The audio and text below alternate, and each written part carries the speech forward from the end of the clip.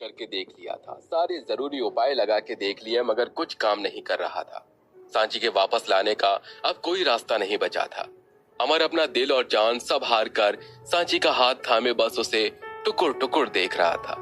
उसके तो जैसे आंखों के आंसू तक सूख चुके थे।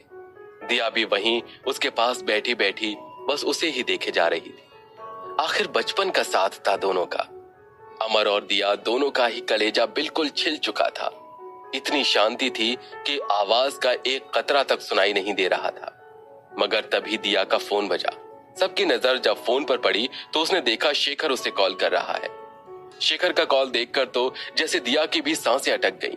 घबराहट के मारे उसके हाथ कांपने लगे। वो बस चुपचाप बड़ी बड़ी आंखों से स्क्रीन को देखती रही। बेचारी की हिम्मत ही नहीं हो रही थी कि वो कॉल उठाकर शेखर को बता सके कि उसकी बेटी अब इस दुनिया में नहीं रही। देखते देखते फोन कट गया, लेकिन रिंग दोबारा हुई। किसी तरह हिम्मत करके दिया ने फोन उठाया। शेखर ने हड़बड़ाते हुए पूछा, दिया बेटा, अरे ये सांची कहाँ है? फोन क्यों नहीं उठा रही है मेरा? तुम्हारे साथ ही है ना? जरा बात तो करवाओ उससे मेरी। देखो उसकी माँ भी कितना परेशान हो रही है, जरा फोन दो ना सांची को। शेखर की ये बात सुनकर दिया की हालत तो ऐसी थी जैसे काटो तो खून नहीं। वो बेचारी बोलती तो क्या बोलती। दिया ने हकलाकर कहा, अंकल वो वॉशरूम में है, आते ही बात करवाती हूँ, ठीक है? बेटा सब ठीक तो है ना?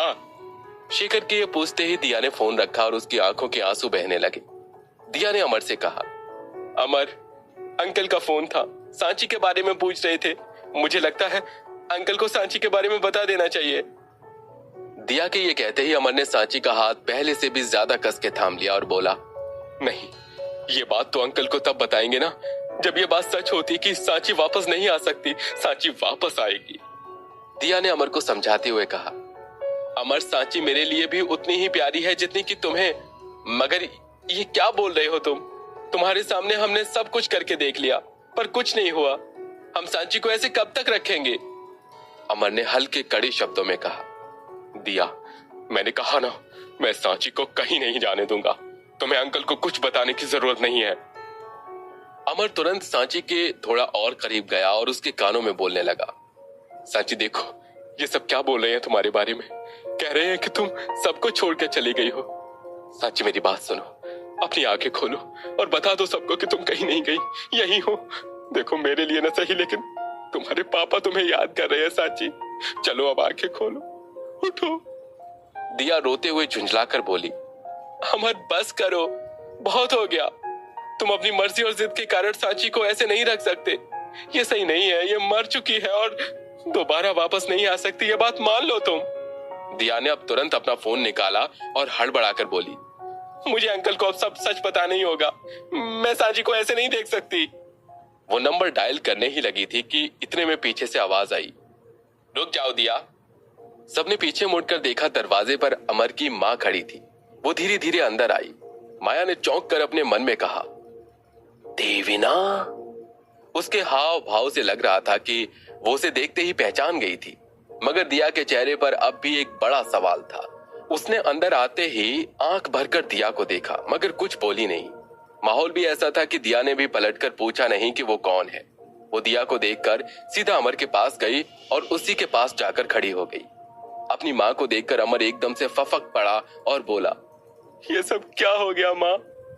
अमर के मुंह से ये बात सुनते ही दिया के होश उड़ गए। उसका मन तो जैसे ढेर सारी बातों से एकदम से घिर गया। माँ? अमर इस औरत को माँ क्यों बोल रहा है? ये औरत अमर की माँ है? मतलब अगर ये अमर की माँ है फिर तो ये मेरी असली माँ है ये।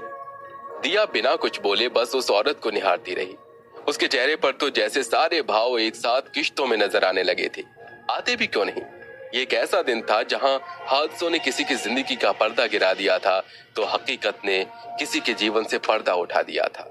देवीना अमर की हालत बहुत अच्छे से समझ पा रही थी। उसने माया की तरफ देखा और बोली, तुम्हारे होते आखिर ऐसा कैसे हो सकता है माया? माया ने तुरंत जवाब में कहा, मुझे जितना जंतर मंतर पता था मैंने सब करके देख लिया, कुछ नहीं छोड़ा। मगर जब इस लड़की का वापस आना लिखा ही नहीं है तो मैं क्या कर सकती हूँ? माया की बात सुनकर देवीना ने माया को ध्यान से देखा और बोली, उम्र हो गई है अब तुम्हारी माया, तभी याददाश्त धुंधली पड़ गई है तुम्हारी। माया ने झटक कर पूछा, कहना क्या चाह रही है तू? देवीना गहरी आवाज में बोली, झामबेरी के फूलों का जादू कैसे भूल सकती हो तुम? झामबेरी का नाम सुनते ही माया के हाव भाव बदल गए, जैसे उसे वो बात याद आ गई जो अब तक उसके दिमाग से नहीं गुजरी। उसने अमर की मां को बड़ी बड़ी आंखों से देखा। देवीना ने कहा, कुछ याद आया?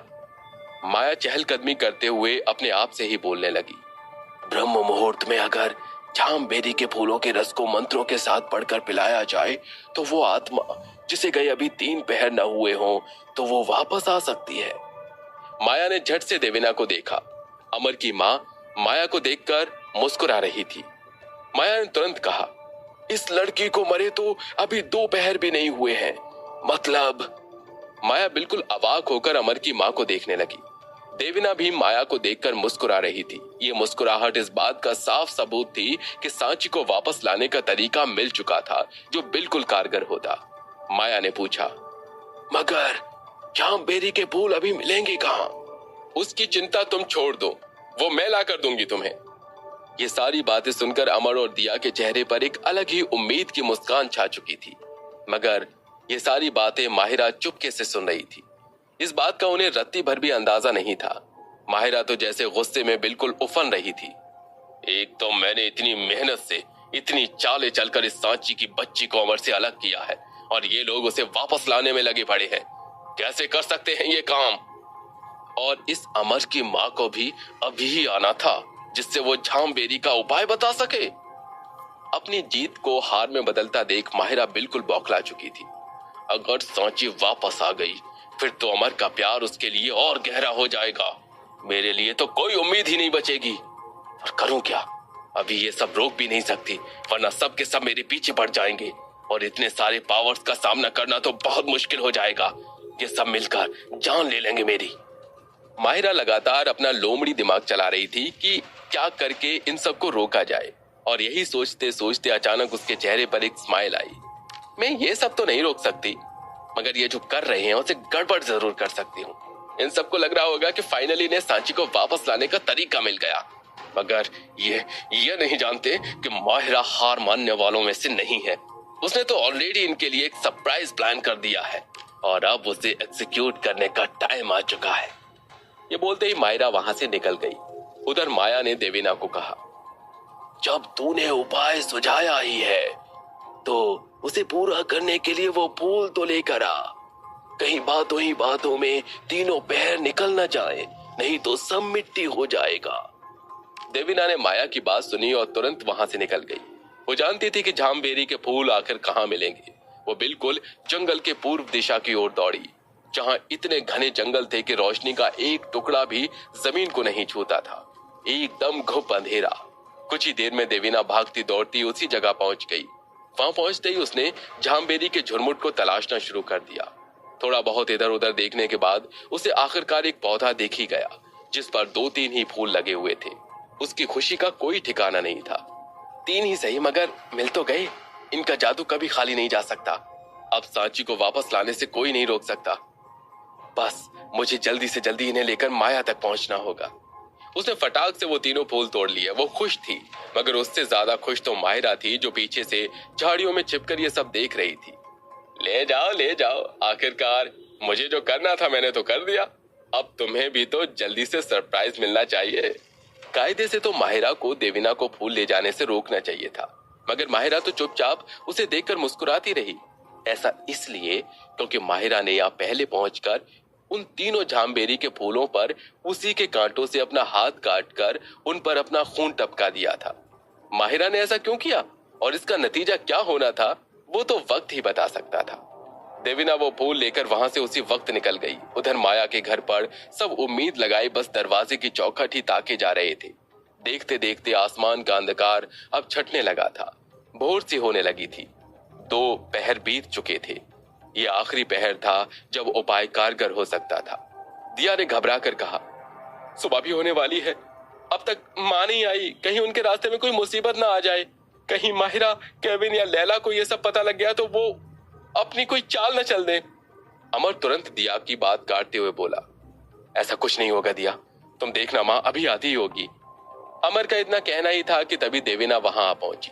तीनों की नजरें सीधे देवीना के हाथ पर गईं। सबको दिख गया था कि देवीना झांबेरी के फूल अपने साथ लेकर आई है। अमर हड़बड़ाकर देवीना के पास गया और बोला, माँ मैं बता नहीं सकता कि मैं अभी आपके लिए क्या महसूस कर रहा हूँ।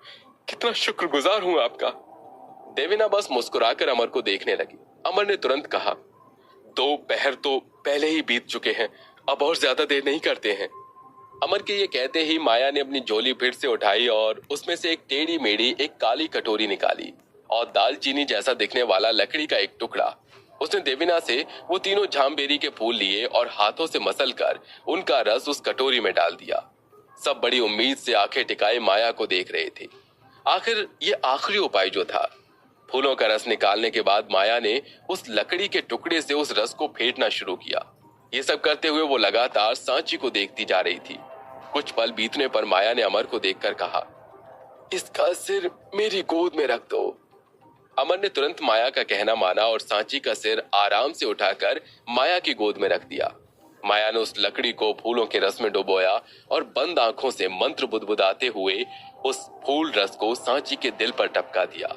सबकी धड़कनें बढ़ी हुई थी। सबका एक एक पल भारी था। माया ने दोबारा उस लकड़ी को फूल रस में डुबोया और दूसरा बूंद फिर से उसके दिल पर टपकाया। दूसरा बूंद टपका ही था कि अचानक सांची के बाल का एक लट उड़कर उसके मुंह पर आ गया। सबकी तो जैसे जान में जान आ गई थी कि कहीं सांची ने कोई हरकत तो नहीं ली, मगर ऐसा था नहीं कुछ। माया ने कहा, तीसरा बूंद अगर कारगर निकला तो सांची आंख जरूर खोलेगी। उसने तीसरी बार लकड़ी का टुकड़ा रस में डुबोया और तीसरे बूंद को फिर से सांची के दिल पर टपकाया। तीसरा बूंद टपका ही था कि अचानक सांची ने अपनी आंखें खोल दी।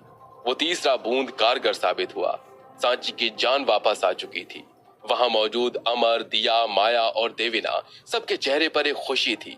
सांची ने नजरें घुमाकर अपनी बड़ी बड़ी आंखों से सबसे पहले अमर को देखा। अमर की खुशी का तो जैसे कोई ठिकाना ही नहीं था। सांची अमर को देखकर मुस्कुराई, मगर जब उसने सांची को मुस्कुराते देखा तो अमर की वो खिली हुई मुस्कान एकदम से गायब हो गई। आखिर अमर ने सांची में ऐसा क्या देखा? आखिर क्या गड़बड़ की थी माहिरा ने? जानने के लिए सुनते रहिए ब्लडी इश्क, सिर्फ पॉकेट एफएम पर।